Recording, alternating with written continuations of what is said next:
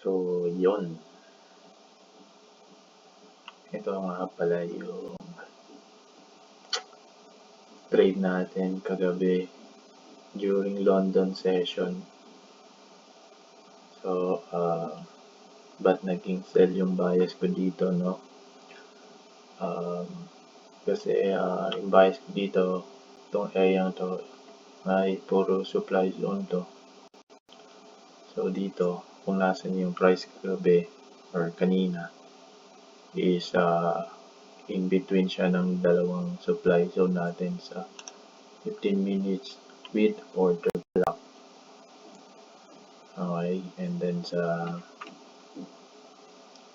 dito sa 15 minutes, yung nakita ko ng liquidity sweep, no? Dito, liquidity sweep sa 15 minutes, and then 15 minutes market sweep structure. Okay. And then, naghintay lang ako dito 50% na supply zone or dito ng order block sa 15 minutes. Then dito lang SL above this sa supply zone, targeting yung mga internal liquidity, no? Mga internal liquidity natin or yung mga sell side liquidity.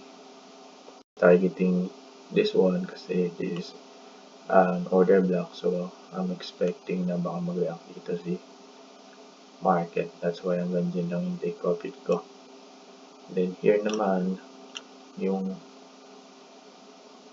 buy,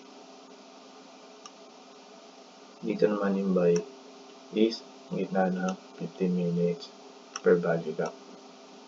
So possible na yan mag take profit, pero dito pa yung gusto ko kasi possible dito na may per value gap. But ito yung magandang trade is that is 1,000 pips, na 1,009 pips. So yun lang, tuloy-tuloy tayo mag-join na lang dito.